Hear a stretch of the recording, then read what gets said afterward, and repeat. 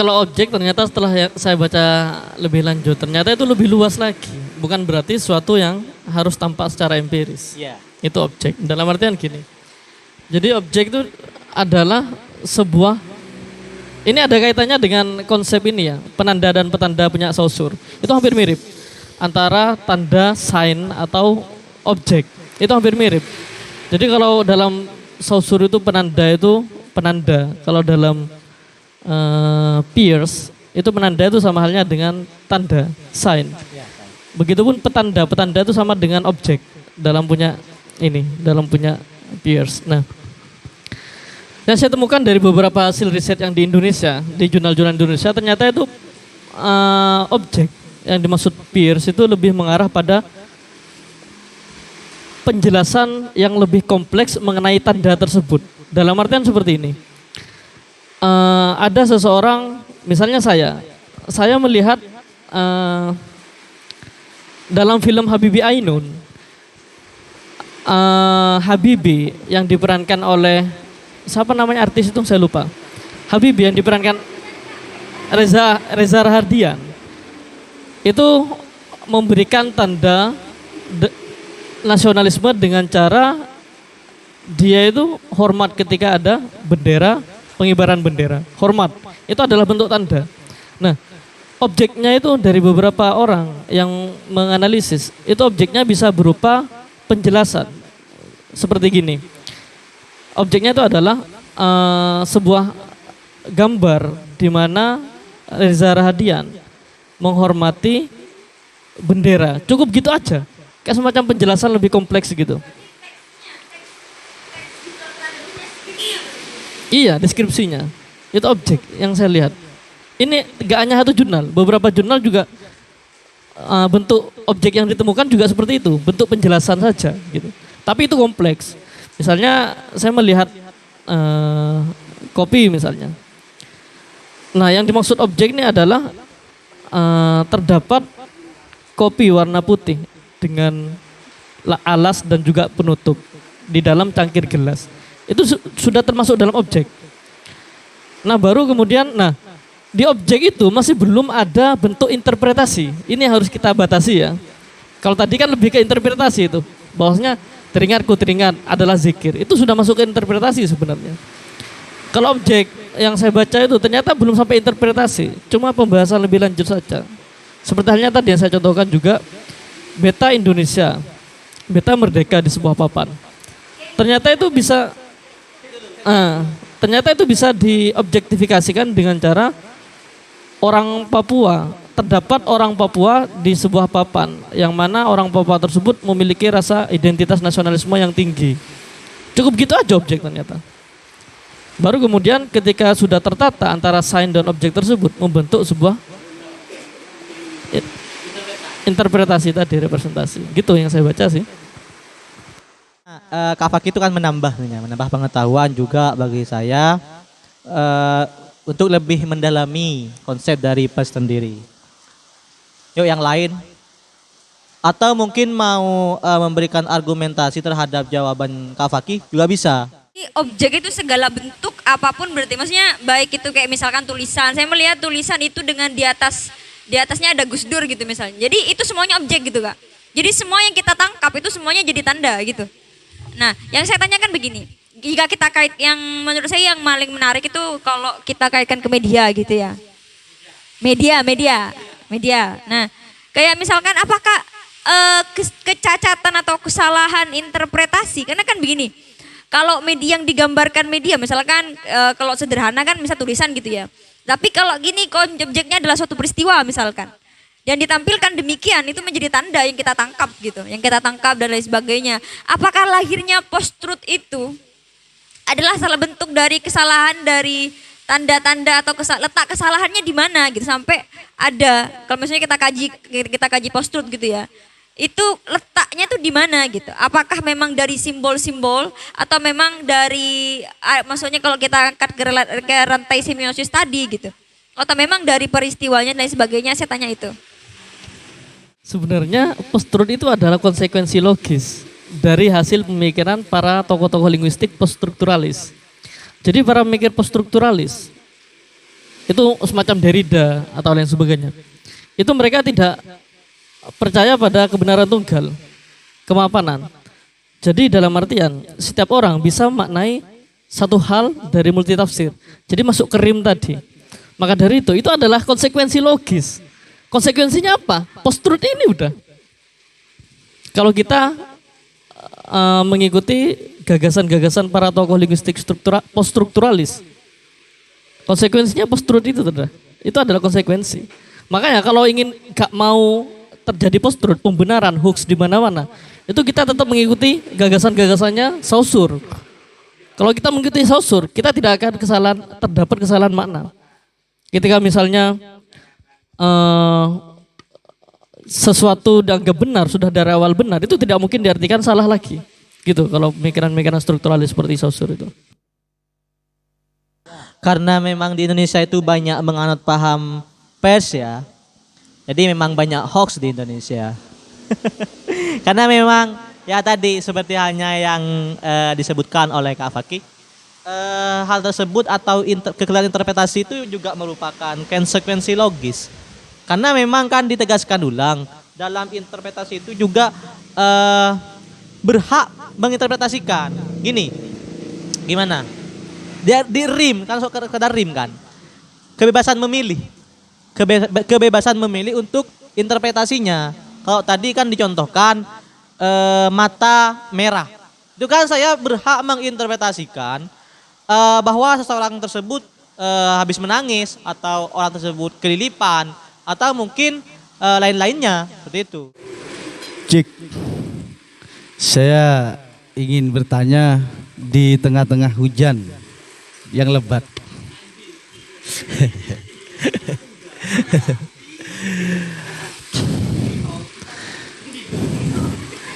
Pitch atau kata Lek Faruk tadi perch ya, pitch repot. Pitch seorang tokoh modern ya abad 20 yang abad 21 yang mencoba membongkar semiotika secara habis-habisan sehingga yang menarik kata Page bahwa semiotika itu sebenarnya sinonim dari logika kan seperti itu. Artinya semiotika itu tempat atau ajang manusia bernalar atau berpikir, tapi bukan nalar psikologi ya. Nalar tanda mungkin. Nah, ada hal yang menarik. Mungkin sebelum masuk pada lanjutan dari yang ingin disampaikan, saya ingin tanya sebenarnya peran logika dalam semiotika menurut Page itu seperti apa sehingga ia menyamakan antara semiotika itu dan logika. Itu yang ingin saya tanya karena yang saya tahu kan logika itu salah satu alat untuk memahami atau menjadi dasar utama dalam belajar filsafat misalnya. Ya, itu yang ingin saya tanya. Dan yang kedua, dari berbagai kajian interpretasi, misal hermeneutik dan juga kajian tafsir, itu kadang-kadang logika terbunuh oleh konteks, bahkan dibatasi dengan kesesatan. Misal Mbak Winda gak mungkin berani walaupun jadi sarjana tafsir bikin tafsir modern sesuai metode logikanya itu. Pasti ada batasan-batasan seperti ini kan. Nah, disitulah sign apa ya? Sign, tanda itu telah terbunuh.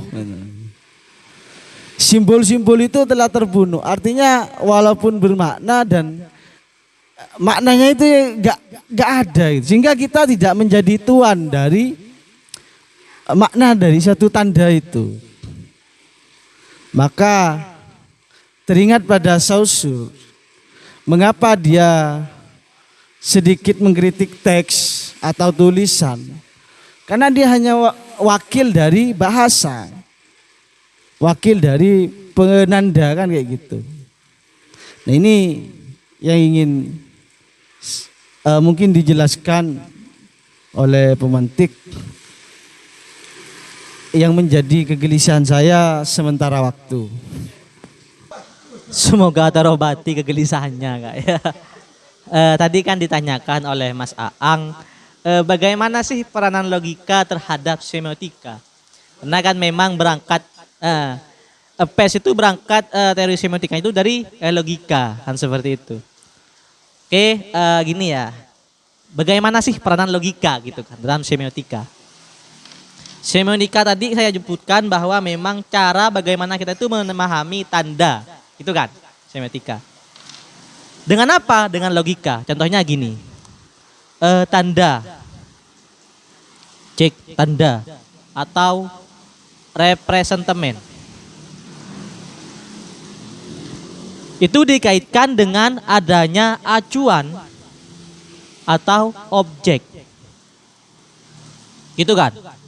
Nah, di sini itu juga merupakan sebuah proses dari tanda menuju icon, dari tanda menuju objek, itu melewati fase logika. Melewati fase logika.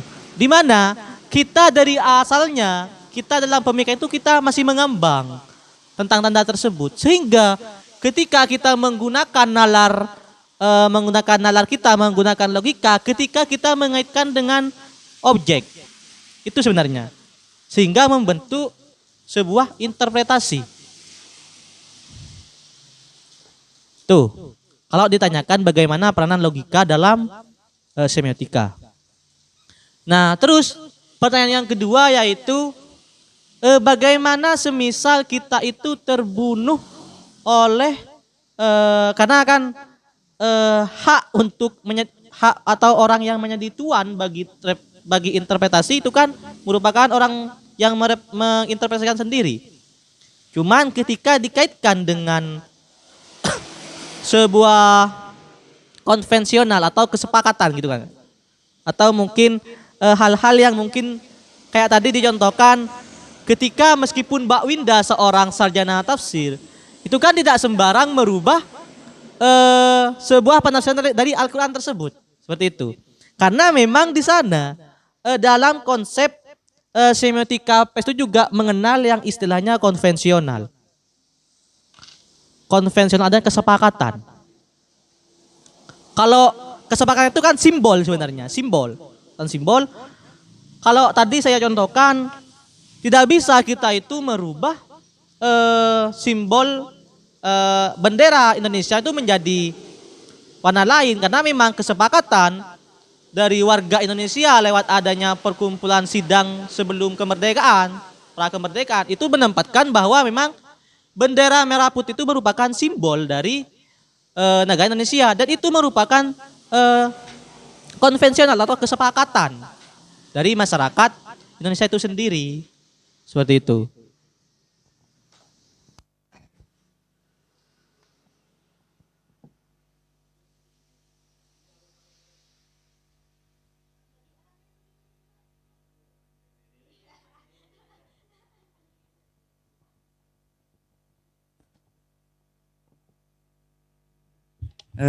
Saya cuman sempat kepikiran yang dibingungkan saya itu pada bagaimana tata cara sebuah objek itu bisa disepakati secara bersama atau konvensi tadi.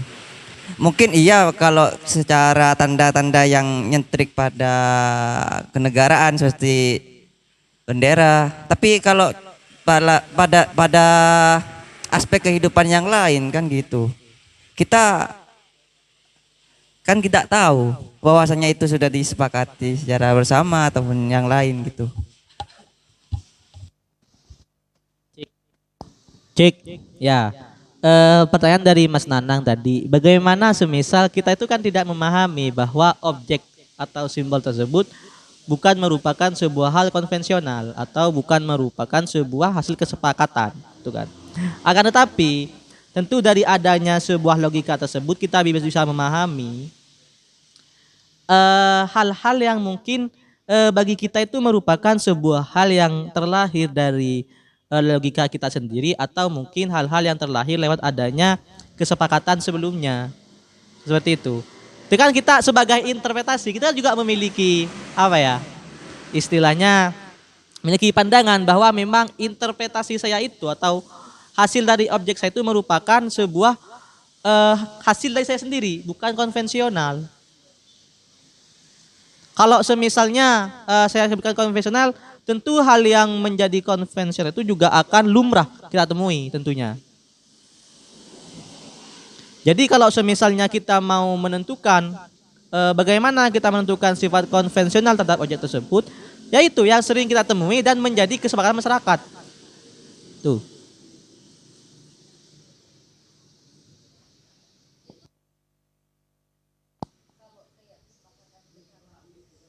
Oh, ya. Kalau dikaitkan dengan interpretasi itu termasuk argumen. Karena kan tadi ketika dikaitkan dengan rim itu kan bisa memilih. Terus ketika dikaitkan dengan disinsign, berdasarkan kenyataan, itu kan. Terus yang ketiga itu argumen. Ada argumentasi bahwa memang dari adanya sebuah interpretasi tersebut ada yang memperkuat seperti itu. Lewat adanya argumentasi tersebut. Nah, ini ada lagi yang saya bingungkan lagi. Simbol. Nah, bagaimanapun dari awal kita sepakati bersama bahwasanya tanda sign ataupun objek itu masih belum masuk ke dalam tahap interpretasi. Dalam artian masih belum melampaui interpretasi, representasi. Nah, permasalahannya di simbol. Ternyata di simbol ini sama halnya dengan ketika kita mengobjektifikasi. Itu sama halnya dengan kita melampaui interpretasi. Contohnya kayak gini, simbol. Misalnya ada sign, tanda berupa bunyi bel jam 7. Nah, bel itu adalah tanda sign. Nah, ketika kita mengobjektifikasikan tanda bel tersebut menggunakan simbol, sama halnya dengan kita mengartikan bahwasanya bel itu adalah kesepakatan bersama, bahwasanya itu artinya kita masuk kelas. Nah, itu sama halnya dengan kita sudah melampaui interpretasi di simbol itu tadi. Nah, itu gimana itu? Berarti kan gak usah masuk ke dalam tahap interpretasi, kan sudah terjelaskan. Sudah ada tafsiran. Ya, sebenarnya tidak berbeda jauh terhadap contoh yang saya berikan tadi ya tentang lagu itu. Karena kayaknya kita itu tidak usah atau kita menghilangkan unsur interpretasi itu juga kita bisa kan kayak gitu. Interpretasi. Ya. Gini, kalau semisal tadi mendengar bel bahwa tanda masuk, ya, disepakati bersama, ya. Ini, saya contohkan aja ya, buat coretan-coretan.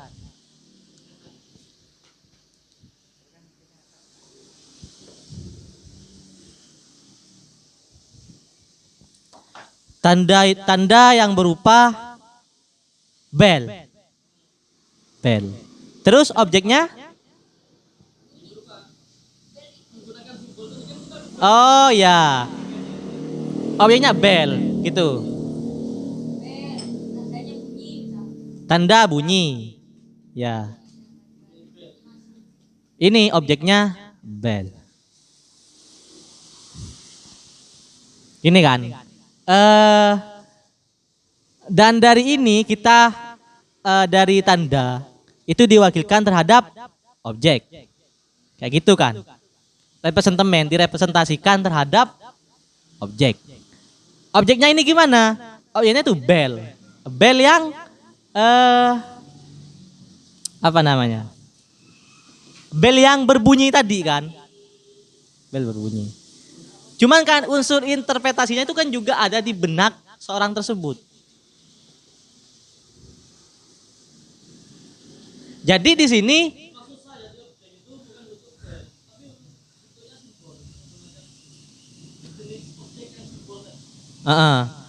berbentuk simbol gitu.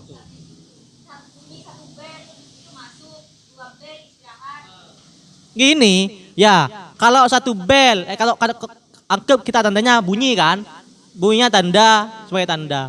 Satu bunyi merupakan sebuah objek atau yang dikaitkan mewakilkan terhadap objek. Satu bunyi itu tanda apa? Yang menjadi objek itu kan satu bunyinya yang jadi objek. Kalau masalah interpretasi kita kalau satu bel berarti berbunyi satu bel itu masuk, itu tetap interpretasi.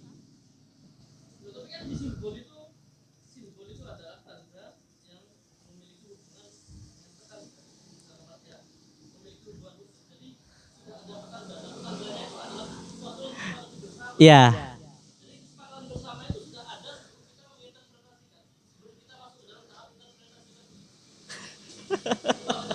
Iya, iya.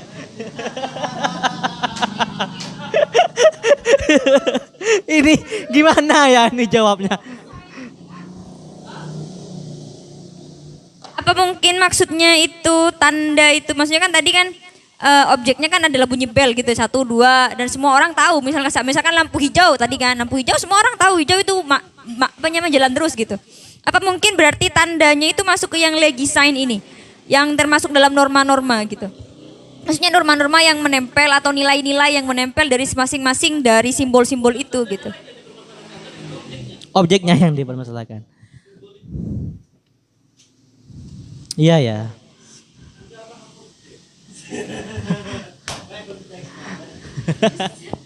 Iya ya. Agak bingung juga ini. Di sini bunyi sebagai tanda dan simbolnya berupa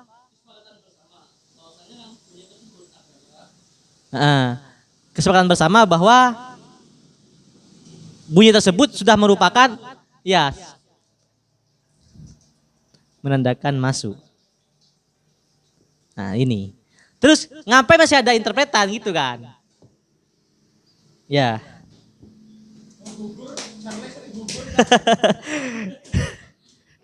Ya gak apa-apa karena memang sampai sekarang PS itu tidak ada apa ya, belum dibukukan karya-karyanya. Karena memang menilai pasti akan diperbarui terus tentang teori PS ini. Cuman saya coba jawab ya. Ketika kita kaitkan dengan sebuah objek,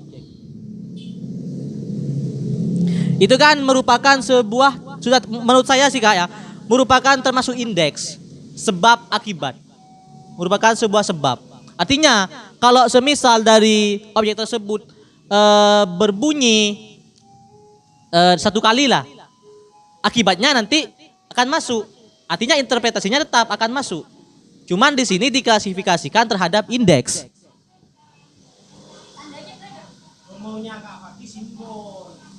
Iya.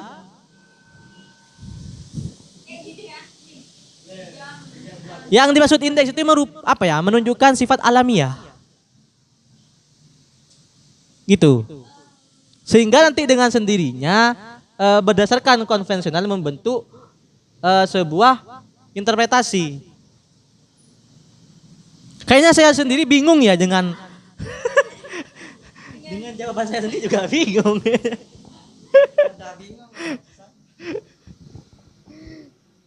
Cuman sih kayak gini, itu kan dalam objek itu tentu kita ada sifat alamiah atau sebab akibat.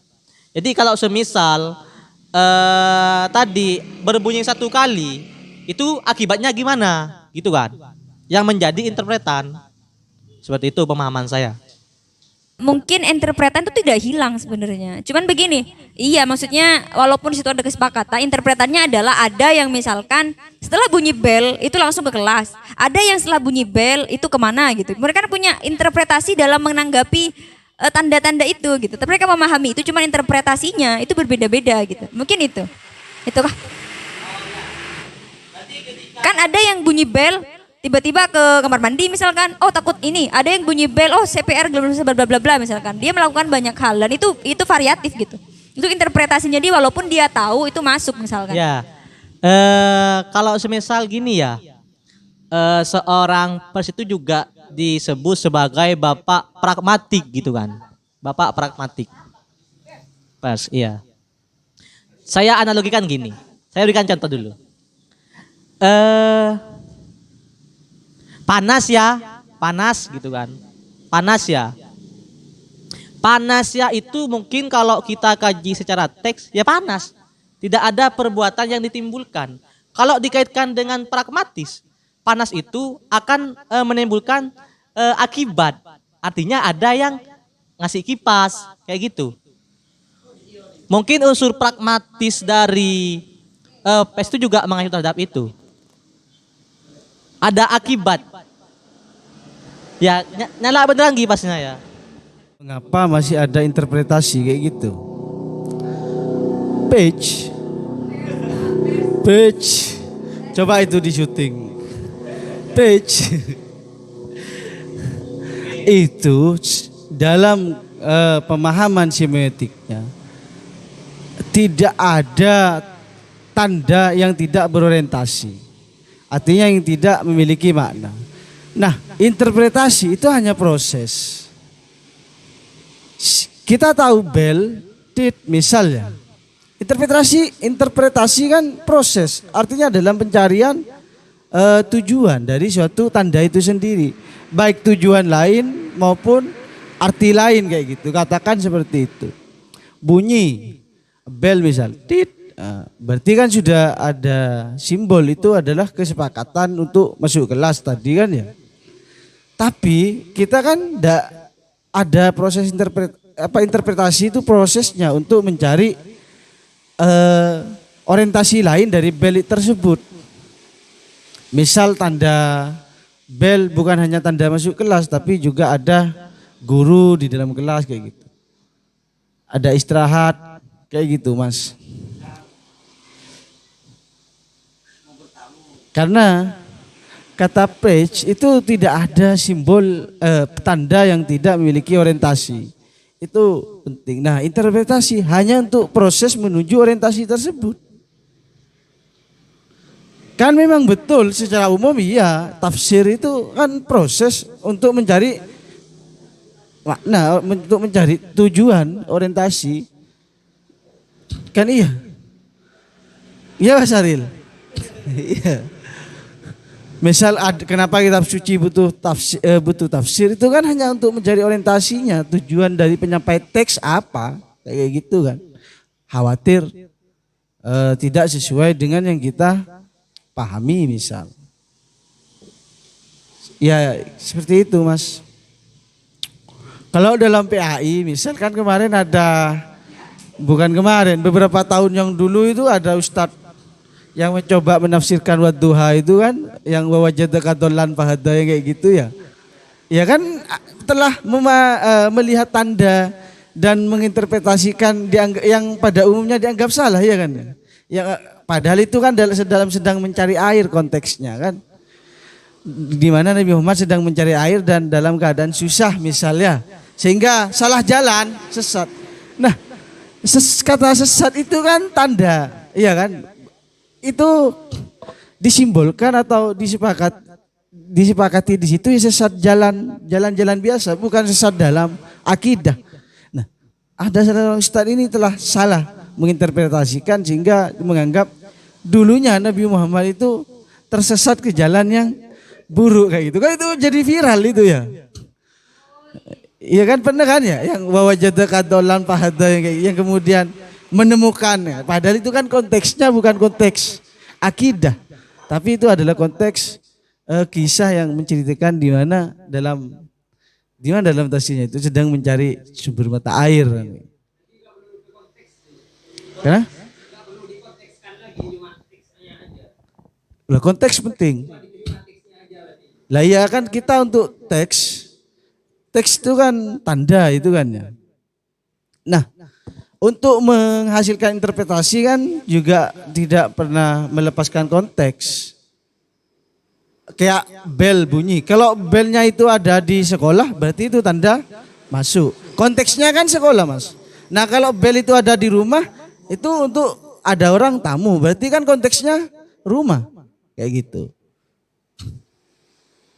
Paham? Ya. Ini makanya kata page. Saya gak biasa ngomong bahasa Inggris. Saya bahasa Jerman ya. Page. Ya kalau di Jerman itu page kayak gitu. Itu semiotika itu sinonim dari logika. Memang setelah saya coba pahami memang ya artinya kita bernalar untuk memahami orang yang sedang bernalar itu sendiri kayak gitu. Gimana? Saya memahami Mbak Winda yang sedang berpikir kan kayak gitu. Nah, bahasa itu kan konsep ya. Kira-kira pertanyaan saya, jika semua tanda itu tidak pernah lepas dari orientasi, tentu kan misal bahasa ya, kita masuk pada linguistik.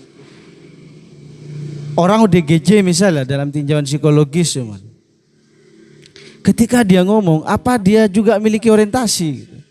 Anggaplah ngomongnya itu ngawur gitu kan, kadang-kadang kan saya kan ada anak muda di sini yang masuk ODGJ itu kan tiba-tiba ngomong hal yang tidak sesuai konteks kepada saya kan kayak gitu. Kayak apa ngomongnya gitu, anggaplah ngawur kayak gitu. Itu secara psikologi kan ODGJ. Nah, apakah itu omongan dari orang ODGJ itu, misal bahasa itu bisa kita katakan itu memiliki orientasi.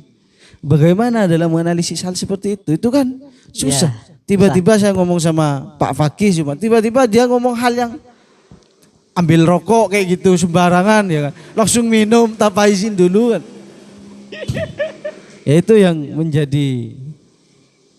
menjadi apa? Kegelisahan setelah sementara waktu tadi. Kalau menggunakan analisis semiotikanya Peirce, ini ketika proses interpretasi itu tidak akan lepas dari konteks apa yang terjadi pada tanda dan objek. Dalam artian gini, ketika tanda itu sudah jelas dan objek itu sudah jelas, tanda sudah jelas bahwasanya itu adalah bunyi bel. Objeknya itu sudah jelas bahwasanya bel secara simbolik, secara objek simbol itu adalah bel yang berbunyi pada jam 7 di lingkungan sekolah. Itu adalah secara simbol, itu merupakan pemahaman kesepakatan bersama bahwasanya itu adalah tanda masuk kelas. Nah, ketika proses interpretasi bukan berarti kita lepas dari konteks dari tanda dan objek tadi. Dalam artian gini, kalau kita menginterpretasikannya lepas dari konteks tanda dan objek, kita bisa mengambil interpretasi luas. Dalam artian biasa saja belnya itu bukan bel di sekolah, bel di masjid, bel di rumah sakit atau lain sebagainya. Tapi misalnya dari awal tanda dan objek ini sudah jelas secara kontekstual. Dan secara otomatis ketika kita menggunakan analisisnya Peirce itu akan kembali kepada konteks yang terjadi pada tanda dan objek tadi. Nah, memang semuanya itu akan kembali pada multitafsir rim tadi. Tapi itu tetap kembali pada konteks yang terjadi pada tanda dan objek. Gitu. Ya, cuman di sini kan secara linguis, secara bahasa, saya pernah baca di buku ya yang ini, sesuatu itu juga dapat dikatakan sebuah bahasa ketika yang dikatakan itu bermakna. Jadi kalau semisal ada burung yang berbicara, itu kan sebenarnya tidak bermakna. Karena memang itu bentuk refleks dan kebiasaan dari latihan yang diberikan oleh orang yang memiliki burung tersebut. Kalau semisal saya mengucapkan assalamualaikum, itu berandakan bahwa saya itu datang atau mungkin mengucapkan semoga selamat terhadap orang yang menjawab salam. Kayak gitu, bermakna kan. Cuma kalau semisal kita kaitkan dengan orang burung atau mungkin yang Kaang tadi katakan ODGJ mungkin dapat disamakan ya. Itu kayaknya tidak bermakna. Karena itu merupakan sebuah refleks dan mungkin habit, kebiasaan dari burung tersebut. Meskipun dalam keadaan apa ya, anggaplah saya duduk di depan burungnya, assalamualaikum, assalamualaikum, karena memang yang dari awal mungkin yang diberikan itu yang menjadi habit terhadap burung tersebut memang assalamualaikum, cuman kan tidak bermakna. Beda lagi kalau ketika dikaitkan dengan saya yang berbicara, gitu kan. Saya mengucapkan assalamualaikum karena memang saya datang dan memang mendoakan orang yang ada di depan saya semoga selamat, kan kayak gitu. Tuh, kalau ditinjau secara bahasa. Terkait simbol ini. Jangan-jangan seperti ini. Yang dimaksud mengobjektifikasi menggunakan simbol itu seperti ini dalam studi kasus bel. Tanda itu adalah kita mendengar bunyi bel, kring gitu ya. Itu tanda pertama kali. Nah, itu akan kita objekkan dengan melalui simbol, yang mana simbol itu adalah hasil dari kesepakatan. Kesepakatan tersebut belum sampai pada proses interpretasi. Yang dimaksud dengan kesepakatan tersebut adalah, nah, orang tersebut mendengar bel pada jam 7. Nah, emang orang di sekolah tersebut sepakat bahwasanya jam 7 itu sudah bunyi bel. Nah, cukup di situ. Semua sepakat bahwasanya bel itu berbunyi pada jam 7, 9, 12. Nah, kesepakatan tersebut yang mungkin dimaksud pada simbol tadi. Bukan berarti pada interpretasinya. Nah, kesepakatannya gitu, bahwasanya jam 7 emang harus bunyi bel gitu. Nanti jam 9 bunyi bel lagi. Jam 12 bel lagi. Nah, kemudian ketika kita sudah mengetahui kayak gitu, ruang lingkupnya kayak gitu, baru kemudian kita bisa mengambil kesimpulan, oh ternyata bel yang saya dengar dan berbunyi pada jam 7 itu adalah menandakan bahwasanya saya masuk. Jangan-jangan seperti itu. Kalau seperti itu ya masuk. Kan yang dijelaskan oleh Mas Fakih, tanda itu kan dengan bunyi bel kan ya. Yang dimaksud objek itu sudah kesepakatannya. Artinya kalau sudah bunyi jam 7, kesepakatannya, ya. Udah baru kan ada kesepakatan lain juga bahwasanya jam 12 nanti ada bel pulang. Nah, dari hasil dari proses kesepakatan bunyi bel tersebut itu kan membentuk interpretasi kan. Kalau jam 7 itu masuk seperti itu. Paham? Mungkin bisa dibahasakan Gini. lagi, Pak. Gini. Saya misalnya di kelas ya. Saya misalnya di kelas. Saya nggak tahu pertamanya, maksudnya nggak terlalu itu terkait bel. Terus saya tiba-tiba kaget, kring gitu kan.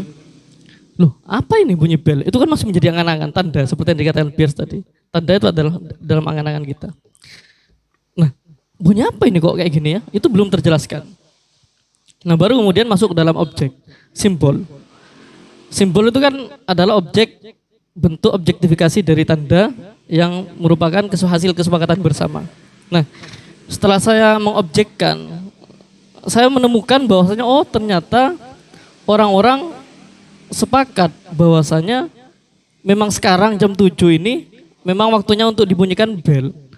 Jadi setelah saya mencari objek lagi ya yang lain, ternyata saya juga menemukan oh ternyata tidak hanya jam 7 yang disepakati bahwasanya bunyi bel itu jam 7. Tapi ternyata jam 9, jam 12 juga. Orang-orang sepakat bahwa pada jam-jam tertentu, jam-jam demikian, itu bel harus berbunyi.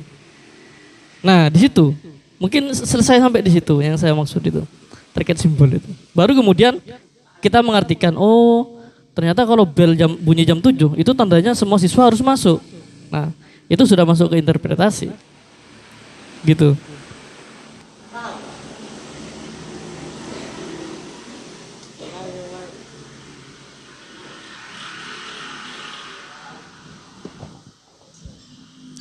Mungkin Mas Aril dapat pencerahan.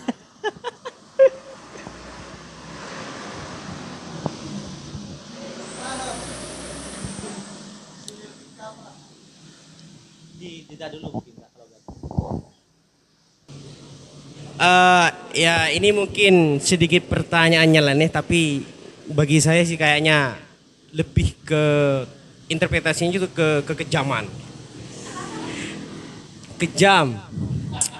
Jadi gini, kenapa Charles Prince itu memilih sign gitu, tanda, kok enggak yang lain? Iya, kenapa memilih terhadap apa ya, filsafat tanda itu, terhadap semiotika? Kenapa kok enggak yang lain?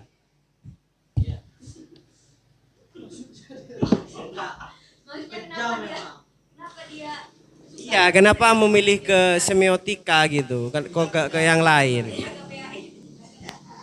Ya, kenapa seorang pers itu memilih tanda? Karena memang objek semiotika itu kajiannya tanda. Gitu kan? Lah terus pers di sini memberikan argumentasi tanda yaitu suatu hal yang mewakili. Artinya merepresentasikan. Merepresentasikan apa? Terhadap objeknya. Seperti itu. Mewakili sesuatu bagi objeknya. Itu tanda menurut pers. Iya, kalau nanya kenapa kok milih tanda gitu pers kan? Karena emang objek kajiannya dalam semiotika pers ya tanda emang. mau pilih apa coba? Atau mungkin saya tidak bisa menginterpretasikan maksud dari penanya. Cuman saya punya hak ya untuk menginterpretasikan. Karena di sini saya sebagai pers. Ya. Dan dari tanda tersebut ya, artinya dari sebuah tanda tersebut artinya masih mengembang gitu kan. Berupa konsep dalam otak, dalam pikiran. Itu menjadi ground. Jadi ground. Setelah tanda tersebut dapat berfungsi, itu jadi ground. Artinya kalau semisal cuma tanda, tidak dikaitkan dengan adanya objek tadi, itu tidak berfungsi. Tidak menjadi ground. Oh, sudah gak berfungsi lagi interpretasinya, kembali ke dasar basic tanda-tanda yang itu yang belum diketahui itu lagi gitu. Ya. Kalau semisalnya gimana maksudnya bahasanya? Tidak Ruang lingkupnya berarti tanda yang sudah ada interpretasi sebelumnya gitu. ya, karena kan gini, hubungan atau dari tanda mewakilkan tanda tersebut dari tanda tersebut diwakilkan terhadap objek. Nah, dari adanya hubungan tersebut membentuk ground yang nanti hasilnya menghasilkan interpretasi seperti itu. Jadi kalau semisalnya hanya tanda tersebut tidak dikaitkan atau tidak menjadi ground, tidak ada yang mewakilkan antara tanda dengan objek tadi, tidak terbentuk ground, maka itu hanya sebatas tanda, tidak terinterpretasikan seperti itu. Artinya sia-sia tandanya, gak bisa diinterpretasikan. Itu.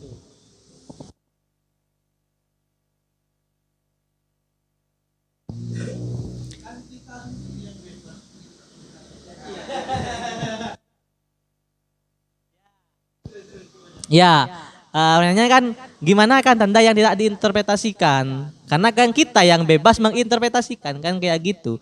Itu tergantung penginterpretasinya. Cuman dalam konsep pers itu ketika tanda tidak menjadi ground, itu tidak berfungsi tanda tersebut. Artinya cuma-cuma, tidak dikaitkan dengan objeknya. Kalau tadi mungkin saya memberikan contoh lampu kan, lampu hijau. Cuma tidak dikaitkan dengan lampu hijau yang di jalan. Itu kan cuma sebatas tanda lampu hijau gitu kan. Seperti itu. Lampu hijau. Lampu hijau di jalan objeknya. Ini fatal ini kalau sampai terjadi. Terkait interpretasi. Sekarang saya masuk ke interpretasi antara design dan argumen. Nah, terkadang apa-apa yang diaba-abakan di dalam design, tanda yang terjadi di design, itu bisa kita artikan melalui argumen. Dalam artian kan gini, kalau kita bedakan, design itu adalah tanda-tanda yang memang menunjukkan fakta. Misalnya gini, daerah rawan kecelakaan, misalnya ada tulisan pelang daerah rawan kecelakaan. Itu otomatis kalau kita interpretasikan dengan benar melalui design, itu kita menganggap bahwasanya oh berarti nggak boleh lewat sini karena memang sebelum-sebelumnya sudah banyak fakta, banyak kecelakaan di situ. Tapi mirisnya ketika di tanda yang seharusnya bentuk desain tapi kita artikan secara argumentatif, itu repot. Contohnya gini, misalnya pelan-pelan banyak anak kecil. Nah, itu terkadang kalau bagi mereka yang menginterpretasikan secara argumen, itu mereka menganggap bahwasanya oh berarti masih karena banyak anak kecil, makanya saya nggak boleh lewat sini. Belum fakta kan? Ya wes saya tetap terobos saja, gitu. Tapi kalau saya emang benar-benar menggunakan secara desain, itu akan pelan-pelan. Oh ternyata kemarin-kemarinnya banyak orang kecelakaan, anak kecil kecelakaan. Tapi yang repot itu kalau kita menggunakan secara argumen. Oh belum terjadi kecelakaan. Cuma untuk hati-hati saja. Oh itu masih belum menjadi fakta. Ya wes saya terobos saja, gitu. Itu interpretasi. Ini ya, saya ingin mencoba berpikir di luar dari pembahasan, tapi insya Allah ngena pada pembahasan semiotika ya. Saya sempat dengar tentang penjelasan dari Henry Bergson bahwasannya manusia itu alat untuk menganalisa sebuah realitas itu tidak hanya pada empiris dan rasional saja itu, tapi ada kalanya ada yang alat-alat di dalam diri kita yang masih belum bisa digunakan, belum terpakai, seperti nurani dan lain-lain. Contohnya gini, semisal saya melihat Pak Fakih, ya ada di sekitar lingkungan.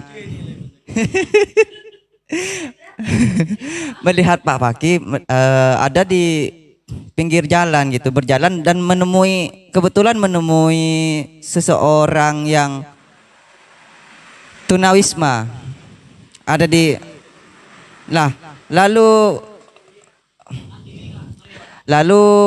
Pak Fakih itu langsung memberikan respon bahwasanya dia langsung memberikan makanan kepada si tunawisma tadi. Nah, tandanya kan tanda Pak Fakih.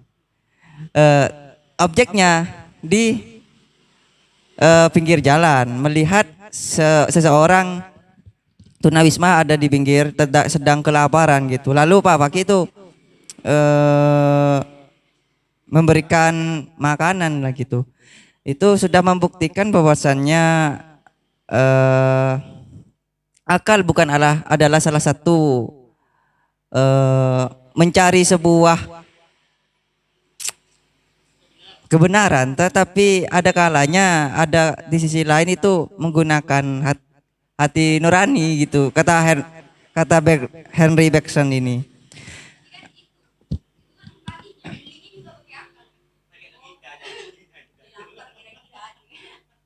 Nah kan tapi Pak Fakih itu kan belum sempat melakukan interaksi terhadap dengan seseorang tersebut. Cuman karena melihat itu orang tunawisma ada di pinggir jalan, pasti entah iya kalau Pak Fakih menanyakan, tapi ini dilakukan secara spontan melalui karena rasa iba mungkin. Itu kan geraknya itu dari hati nurani, bukan logika lagi.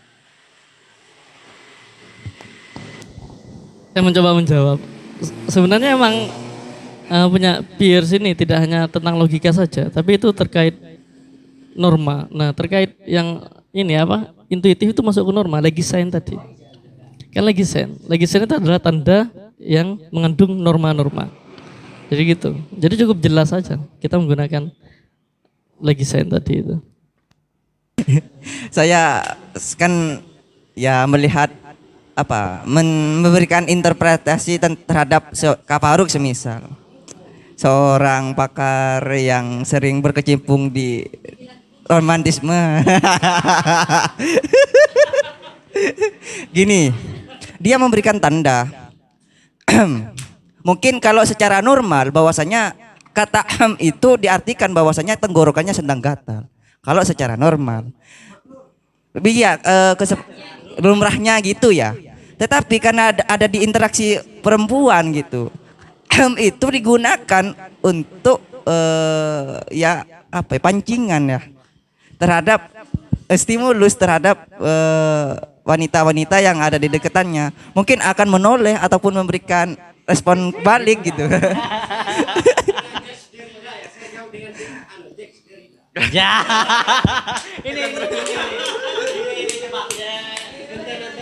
Kameranya balik nah. Kameranya balik nah.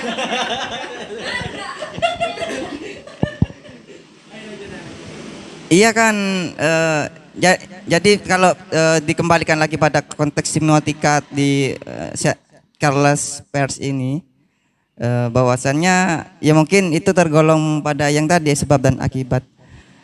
Tetapi kan orang yang awam gitu, mungkin belum mengetahui kesepakatan konvensi yang sebenarnya itu digunakan untuk interaksi kafaruk untuk stimulus terhadap wanita yang tadi gitu. Itu bagaimana cara kita itu apa sih gitu? Kan masih difikirkan. Ya, di sini kan masalah interpretasi ya. Saya jawab berdasarkan pers ya. Dalam interpretasi diklasifikasikan bahwa ada rim dalam interpretasi. Jadi seseorang itu bebas memilih menginterpretasikan. Kayak tadi dicontohkan seorang Faruk melakukan apa ya, derman, gitu kan.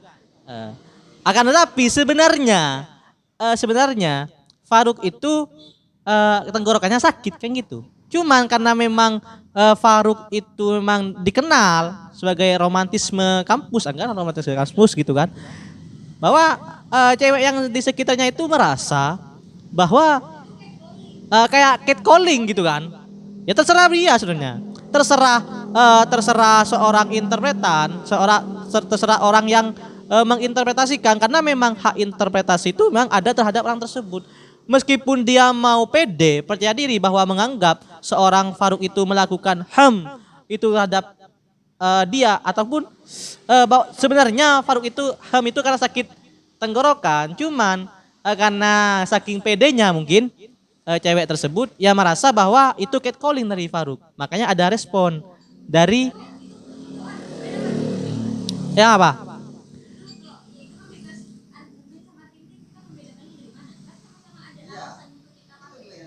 Ada alasan. Cuman di sini ya, dalam memahami semiotika itu kita juga membahas tentang konteks. Jadi di mana kita melakukan tindakan tersebut.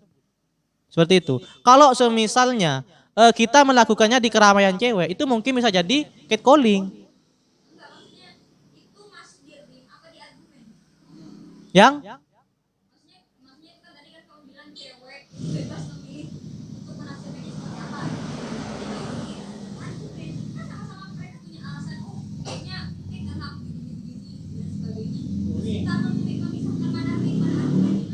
Ya, sebenarnya agak samar juga antara rim, di mana penjelasan dari rim itu kan tanda yang memungkinkan seorang menafsirkan berdasarkan pilihan, gitu kan. Terus ketika dikaitkan dengan argumen, tanda yang langsung memberi alasan tentang sesuatu. Jadi langsung memberikan alasan. Kalau semisalnya nanti dengan alasannya langsung bahwa dia itu menganggap bahwa itu merupakan catcalling dari Faruk, itu termasuk argumen dengan alasannya. Kebebasannya itu bermasuk rem, kebebasannya untuk berpendapat, untuk memilih. Artinya kebebasannya itu termasuk rem, terus anggapan-anggapan yang dilakukan oleh seorang perempuan tersebut itu merupakan argumen. Karena kan itu sebenarnya satu kesatuan sebenarnya dalam interpretasi.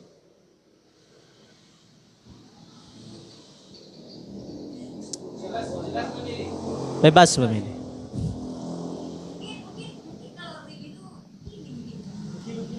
Pakai mic.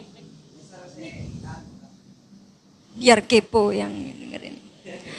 Mungkin kalau dibilang berarti kalau misalkan yang dipaparkan pemantik, berarti rim sama argumen ini dua hal yang nggak bisa dipisahkan gitu. Karena kalau memisalkan bahwa rim itu adalah keputusan, sedangkan argumen itu alasan, maka sama aja nanti gitu kan. Iya, Tapi tentunya mungkin- ketika maksudnya gini, kita memilih, mungkin- ketika kita memilih tentu ada alasan. Nah, mungkin begini menurut saya. Kalau menurut saya sih begini, mungkin rim itu sesuatu yang itu sifatnya apa ya? Kebebasan Mbak Rim itu. Bukan kebebasan menurut saya sih. Maksudnya maksudnya begini. Ketika dimisalkan dengan lampu hijau tadi, berangkat atau tidak, itu rim. Ya. Kalau misalkan orang tiba-tiba ada maksudnya yang lebih ke argumen itu sesuatu yang sifatnya nggak ada pilihan gitu. Kayak baru kalau misalkan itu ada pilihan dan kita tidak punya opsi, tidak punya kebebasan gitu untuk memilih. Maksudnya tidak ada kebebasan untuk berinterpretasi lebih dari itu, maka itu rim gitu. Jadi dua hal yang berbeda gitu kan. Itu sih kalau menurut saya, maksudnya bukan kebebasan yang dimaksud pemantik gitu. Terus ini saya mau nanya juga. Gimana? Yang saya tanyakan ini saya penasaran dengan tanda yang misalkan yang saya mau menanggapi juga tadi masalah yang tafsir tadi ya. Berarti kalau misalkan ada yang dimaksud dengan Kang tadi taklid buta, kita memahami tafsir seolah interpretasi itu final, padahal interpretasi itu kita punya tanda-tanda, kita memahami ayat, memahami simbol-simbol, semuanya kita bebas gitu misalkan. Dan teks itu sebagai tanda misalkan gitu ya. Mungkin taklid buta itu karena seolah-olah tafsir itu design. Padahal itu argumen gitu. Mungkin begitu. Itu anggapan saya. Terus yang pertanyaan saya adalah apakah di interpretan itu kalau misalkan kita kaitkan dengan tafsir, itu ada faktor-faktor lain yang mempengaruhi gitu.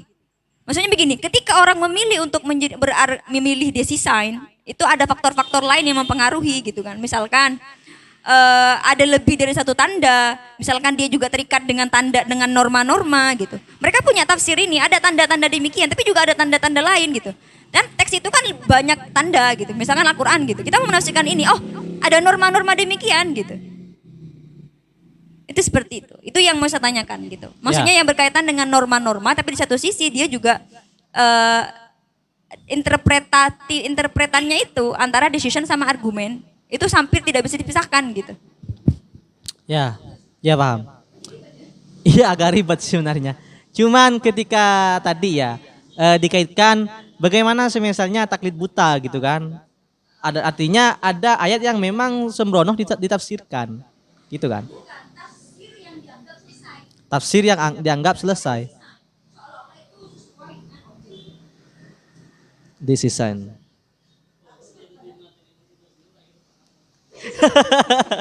Ya, cuman kan gini. Di dalam kita memahami sebuah interpretan, kita juga melihat adanya konvensional tentunya. Kesepakatan. Nah, kalau memang dari kesepakatan tersebut sudah merujuk terhadap hal tersebut atau mungkin ada asbabun nuzul yang memperkuat dari adanya objek tersebut sehingga nanti adanya interpretan itu bisa objeknya sehingga nanti kan ada interpretasi kan dari adanya ayat tersebut karena melihat adanya objek asbabun nuzulnya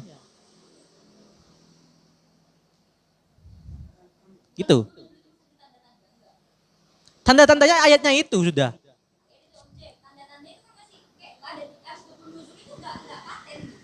Ya.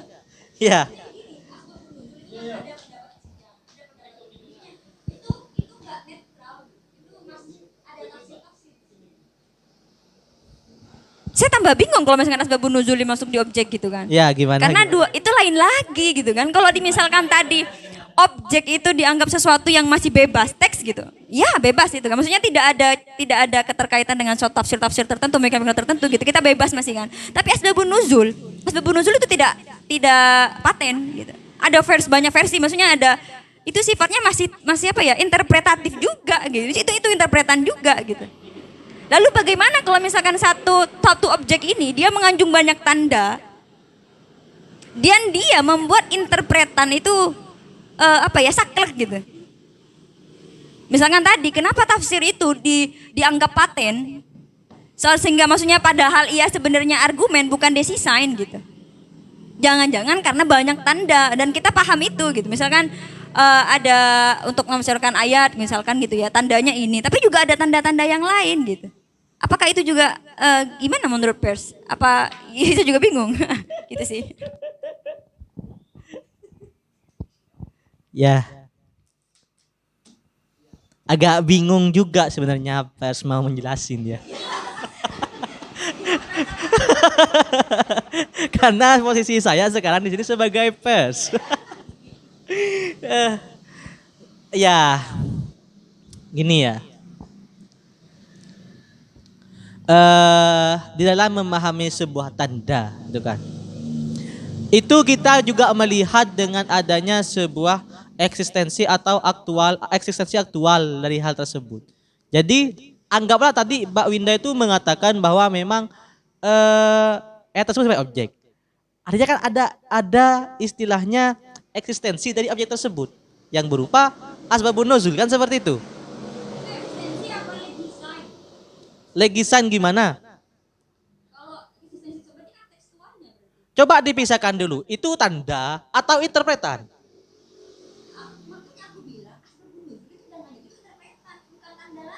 Kalau masalah interpretan itu tergantung menafsirnya siapa, Pak. Karena di sini cuma kita klasifikasikan dulu.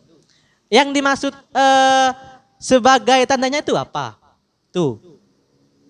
Dan di tanda itu juga ada istilah sin sign kan, eksistensi dari suatu benda tersebut atau objek tersebut. Jadi ketika kita sudah memahami eksistensi dari suatu benda tersebut, kita bisa mengambil interpretasi. Jadi mungkin karena memang dari pengalaman-pengalaman mereka mengenai suatu tanda yang diberikan di Al-Quran tersebut, maka wajar saja ketika ada seseorang yang menafsirkan beda. Karena memang di sini kan ada eksistensi aktual dari sebuah tanda tersebut. Bingung ya? Ya mungkin Mas Faki bisa meluruskan. Saya ingin bertanya, definisi sin sign itu apa? Pertama. Definisi sin sign kan Ya. ya? Tanda yang sesuai kenyataan. Sin sign Oh, sin sign yang di atas. di tanda loh ya. Oh ya, ya eksistensi aktual. Sin sign. Iya. Oh sorry, bukan sin sign ya.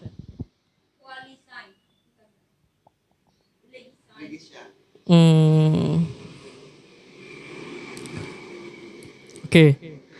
Contohnya sin sign itu kayak gimana? Contohnya sin sign ya.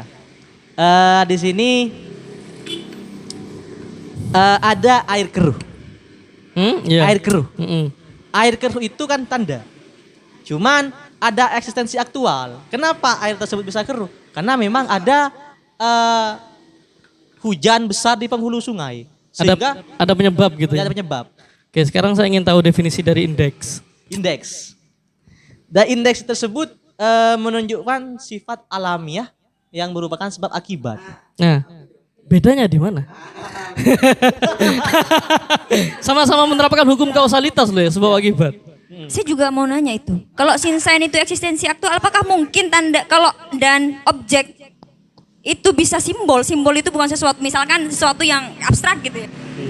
Apakah mungkin objek itu tandanya itu sesuatu yang sifatnya eksistensi aktual? Apakah mungkin begitu? Kenapa? Enggak kedengaran. Jika sesuatu, misalkan objek itu yang simbol gitu, maksudnya sesuatu yang abstrak gitu ya. Misalkan tadi kan tidak hanya yang empiris gitu kan ya. Apakah mungkin objek yang seperti itu melahirkan tanda-tanda yang sifatnya eksistensi aktual? Apakah memang ada batasan-batasan tertentu yang dibuat oleh Peirce Terhadap objeknya. gitu. Ya.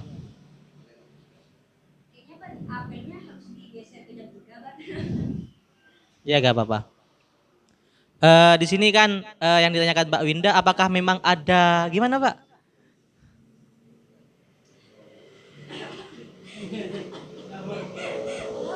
Ya, yang mengenai objek tadi, yang ditanyakan. Ya. Misalnya objeknya simbol, tandanya sin sign, mungkin nggak objeknya simbol. eh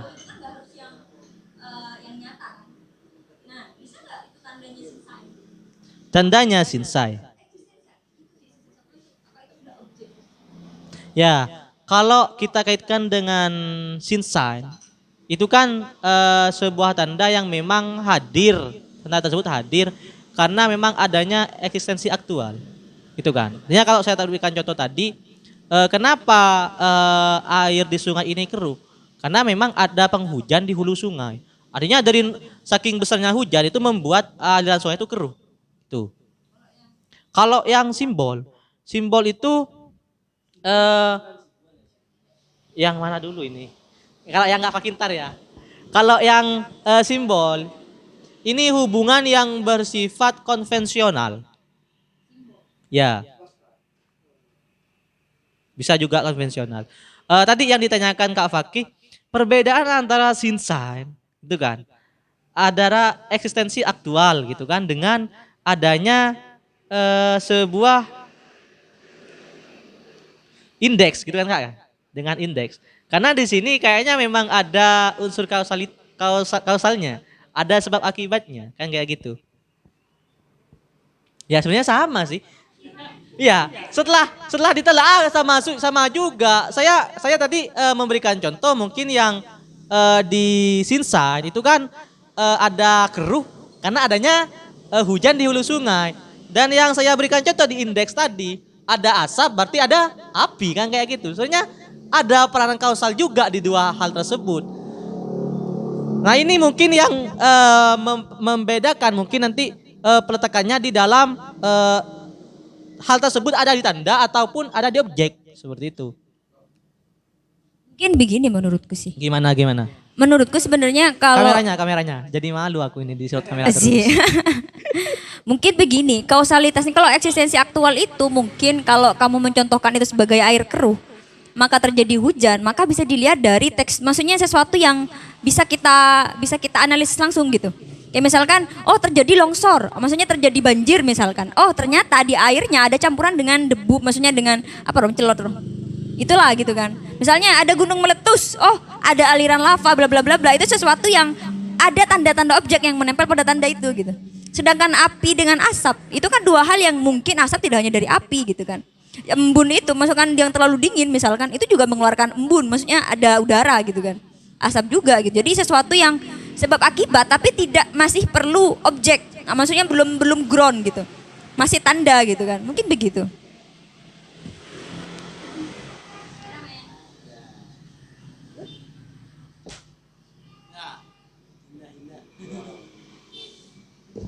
Ya, mungkin ini juga termasuk kelemahan dari pers ya, atau mungkin memang kelemahan dari saya pribadi tidak bisa menjelaskan teori dari pers itu secara eksplisit. Jelas. Ya secara jelas, gitu kan. Karena memang dari teori pers itu memang banyak pengklasifikasian, bahkan ini membuat bingung saya juga sebenarnya antara unsur sinsai dan indeks, karena memang dari dua-duanya tersebut memang mengandung hukum kausal. Cuman mungkin ketika kita kaitkan dengan tanda kan ya, dengan sinsai itu ada di ground, ada di tanda, dan indeks itu ada di objek. Jadi mungkin kita mengkajinya tersebut dibedakan. Artinya kita memahami hujan di keruh itu sebagai tanda. Sebagai tanda. Terus objeknya mungkin apa ya? Sebenarnya tadi ada indeks. Gimana ya? Iya ya, sinsai itu kita pahami sebagai tanda karena memang bagian dari tanda. Air keruhnya sebagai tanda. Air tanda tersebut terjadi karena adanya hujan di penghulu sungai, atau mungkin karena ada longsor gitu kan, sehingga mengakibatkan air tersebut jadi keruh. Ada partikel tanah. Terus ketika di objek itu ada indeks menunjukkan sifat alamiah, sebab akibat. ketika kita melihat asap, maka secara otomatis di situ pasti ada api. Kayaknya sama.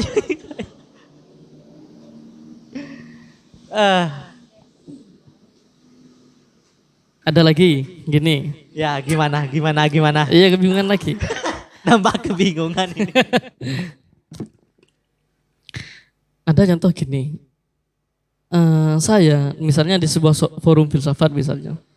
Saya di sebuah forum filsafat, saya berangkat sebagai orang yang tidak tahu terkait filsafat itu apa. Saya ikut forum filsafat. Nah, di situ saya mendengar dari seorang pemateri, dia itu menyebut-nyebut tokoh yang bernama René Descartes, misalnya gitu ya. Itu kan sama ketika saya mendengarnya melalui audio, itu sama aja dengan tanda sign. Berarti saya menemukan tanda, oh siapa sebenarnya René Descartes? Nah, kemudian ketika menggunakan, saya mengobjekkan seorang Descartes itu melalui icon. Jadi saya melihat icon itu dengan cara melihat patungnya René Descartes di Prancis misalnya. Nah, saya melihat patungnya René Descartes. Nah, kemudian saya menginterpretasikan, oh ternyata adanya patung tersebut untuk mengapresiasi pemikiran dari atau gagasan atau sumbangsi dari seorang René Descartes. Nah, itu toh yang saya dapatkan interpretasinya. Padahal dari awal saya masih kebingungan dengan sosok siapa René Descartes itu. Jadi saya masih dalam interpretasi tersebut saya belum bisa menjelaskan secara real siapa seorang René Descartes. Saya cuma bisa mengartikan, menginterpretasikan sesuai dengan icon yang ada. Jadi ikonnya setelah saya melihat patung, oh ternyata ini adalah sebuah sumbangsi yang diberikan oleh pemerintah Prancis terhadap seorang René Descartes karena pemikirannya. Nah, pemikiran seperti apa? Itu yang masih belum bisa terjelaskan diinterpretasi. Padahal itu saya di awal tanda. Ketika saya mendengar seorang René Descartes, saya bingung. Siapa sebenarnya? Nah, gitu. Kayak semacam interpretasinya itu terjebak pada objek. Bukan pada tanda itu. Kalau kita menggunakan objek berupa icon. Kan menggunakan kemiripan. Kalau peta kan jelas. Kalau icon berupa peta. Jadi ketika saya ingin menjelajahi dunia mana gitu, jadi dengan cara objek melalui peta, kemiripan, peta itu kita sudah bisa menginterpretasikan. Oh ternyata peta ini bermanfaat bagi saya untuk bisa mengetahui daerah-daerah yang tidak bisa saya jangkau. Tapi ketika saya menggunakan icon kemiripan dengan cara patung, itu kan sama halnya dengan icon itu. Itu kayak semacam interpretasinya itu saya terbatas pada objek tadi, icon tadi, bukan pada kebingungan saya pertama untuk mengenal siapa sebenarnya sosok dari René Descartes tadi.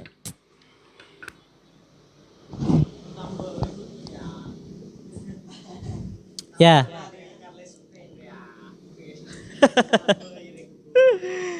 Ya. Karena di sini mungkin saya sebagai apa ya, seseorang yang